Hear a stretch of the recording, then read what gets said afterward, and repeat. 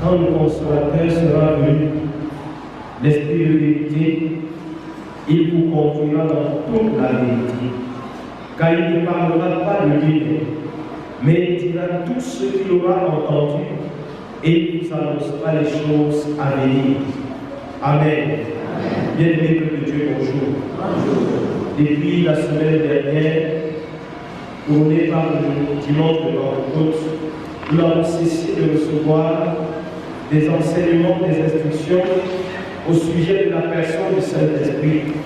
Au lendemain de la Pentecôte, on continue de nous éclairer sur la puissance, la personne, l'œuvre du Saint-Esprit. Avant d'entrer dans les profondeurs de notre texte, il est important pour nous de préciser que notre texte se situe dans le cadre de la fin du ministère terrestre de Jésus.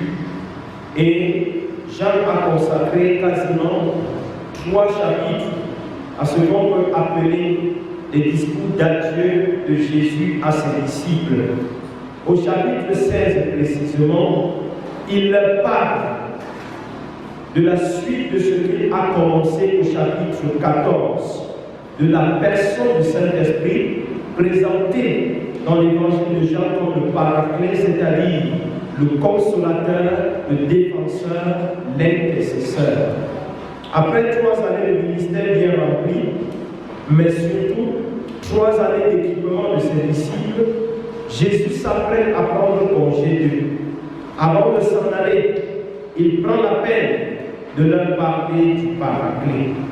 Il précise, dès le verset 12, « J'ai encore beaucoup de choses à vous dire, mais vous ne pouvez pas les porter maintenant. » Une manière de leur dire, « J'ai des choses encore plus profondes et plus intimes à vous enseigner, mais votre gabarit spirituel ne vous permet pas encore de les supporter. » Ce qui nous donne de comprendre qu'il y a des vérités bibliques que pour cerner, il faut préalablement être rempli du Saint-Esprit. Il y a des réalités célestes que pour comprendre, il faut être éclairé par le Saint-Esprit. C'est pourquoi Jésus parle ici et leur dit que si le Saint-Esprit ne vient pas, ils ne supporteront pas certaines vérités. Ils ne supporteront pas certaines réalités. Ils ne cerneront pas certaines vérités de la Bible ou de sa personne. De cette parole, nous pouvons comprendre qu'il était une dimension dans laquelle les disciples ne pouvaient pas encore entrer parce qu'ils n'étaient pas encore remplis de ce qu'un serviteur de Dieu a appelé la puissance d'en haut. Il est des réalités spirituelles, je le disais tout à l'heure, que vous ne pouvez pas comprendre tant que vous n'avez pas expérimenté la visitation du Saint-Esprit.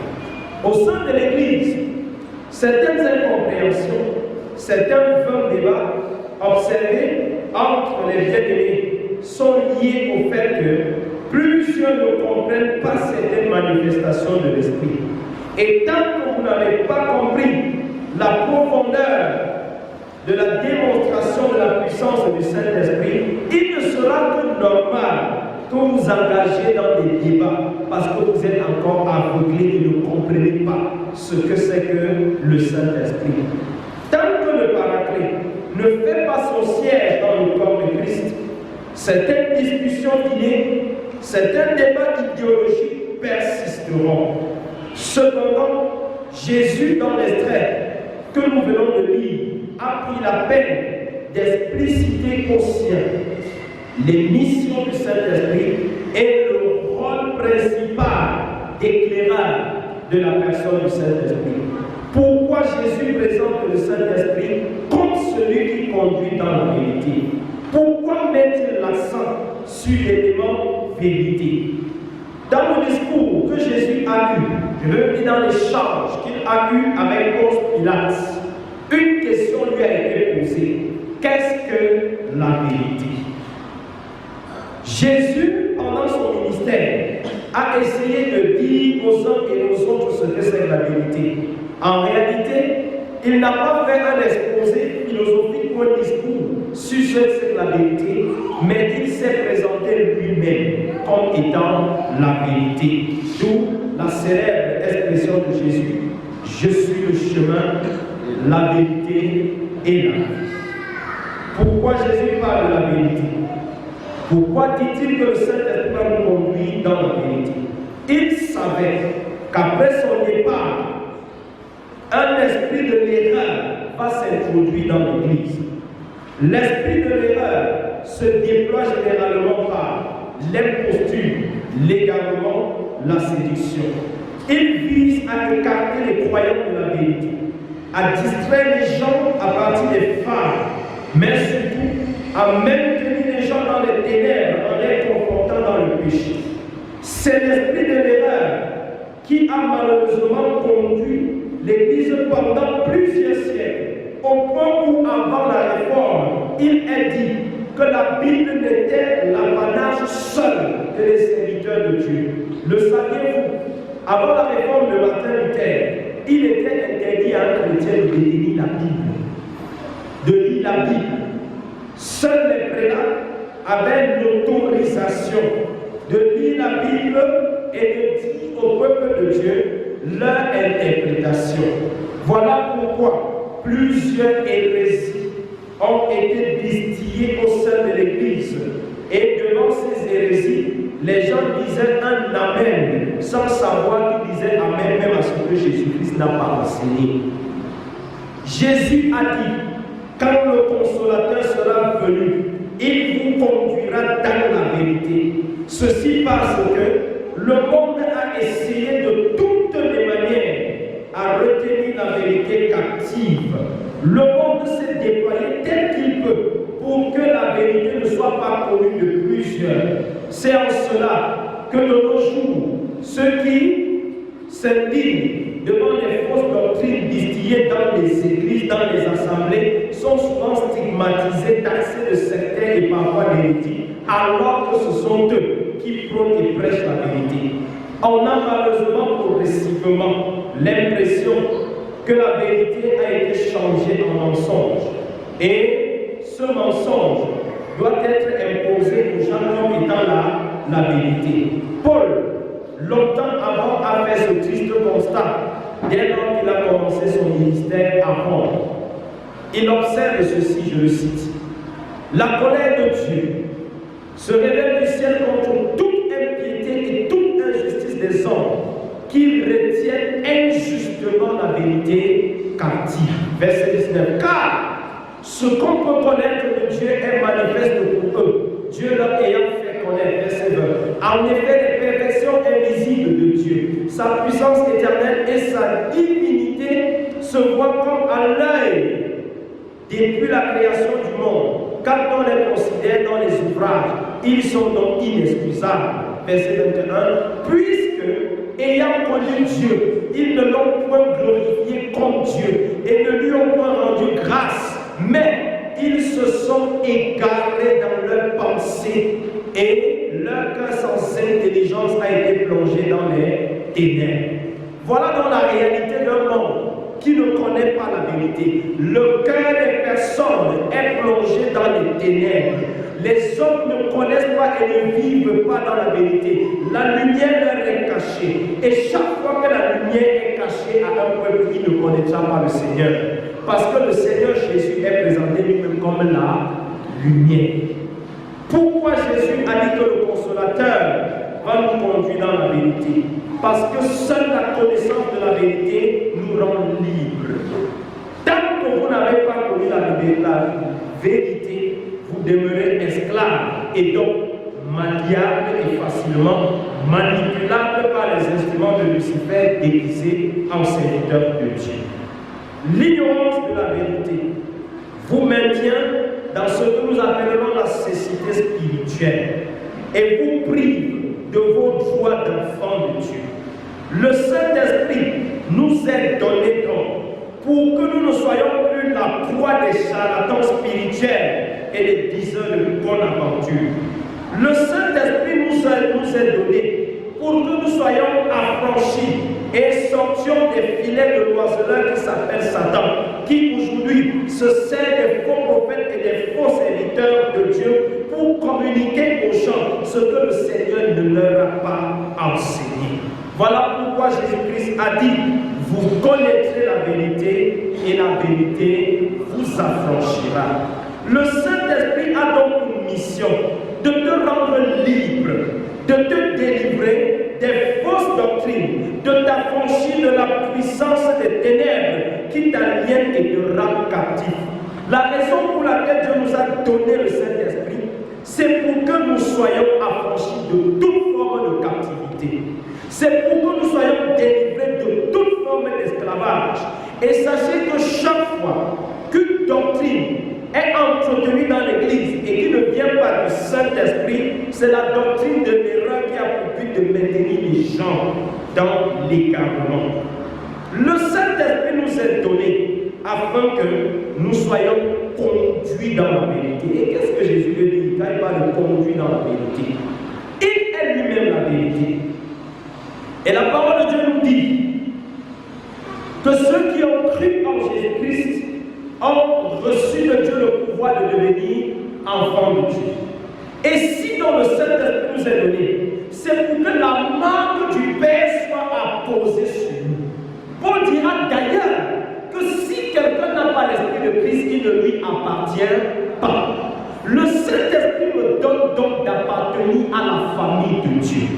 Par le Saint-Esprit, vous devenez un membre à part entière de la famille de Dieu, jouissant de tous les privilèges des enfants de Dieu. Le Saint-Esprit vient faire en sorte que certains privilèges du ciel ne soient pas l'apanage de certains. Que Dieu ne soit pas le Dieu de certains, mais qu'il soit le Dieu de tous. Il vous conduira dans la vérité, mais aussi dire, il va vous maintenir en Jésus-Christ. Il va vous positionner en Jésus-Christ.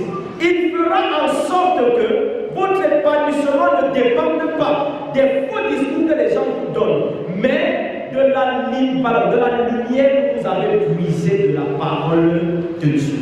Le Saint-Esprit nous conduit dans la vérité en ce que il viendra nous donner d'éprouver ce que nous entendons par la parole de Dieu que nous allons sonner. Parce que c'est l'Esprit qui sonde tout même les profondeurs de Dieu. Chaque fois que vous recevrez un enseignement, que vous serez face à une doctrine, si elle n'est pas de Dieu, c'est le Saint-Esprit qui vous dira que cette doctrine n'est pas de Dieu. C'est donc dangereux pour quiconque veut faire chemin avec le Seigneur et se prive de cette grâce de recevoir le Saint-Esprit. Sans le Saint-Esprit, Satan te manipule. Sans le Saint-Esprit, les fausses doctrines, tu les consommes et tu les bois jusqu'à la lie. Sans le Saint-Esprit, tu es la proie de Satan et de tous ses agents. Beaucoup parmi nous sont tombés dans les filets de Satan, dans les pièges des faux serviteurs de Dieu, parce qu'ils ont refusé d'expérimenter la puissance du Saint-Esprit. Le Saint-Esprit est donc un trésor que le Seigneur nous a donné. Le Saint-Esprit est ce qui nous permet de connaître les secrets du Père. Et Jésus-Christ dira, il prendra ce qui est en moi et vous l'annoncera. En réalité, quand vous avez reçu le Saint-Esprit, rien de Dieu ne vous est caché. Quand vous avez reçu l'Esprit de Dieu, je le disais la semaine dernière, il vous donne d'anticiper même sur ces dernières réalités. Le Saint-Esprit fera en sorte que pendant que les gens sont en train de vivre en 2022, tu sois déjà en 2030. Le Saint-Esprit fera en sorte que tu aies une longueur d'avance sur tes contemporains. C'est pas pour rien que les apôtres ne s'inquiétaient pas devant certaines réalités, c'est parce que le Saint-Esprit leur avait déjà communiqué ce qui va venir.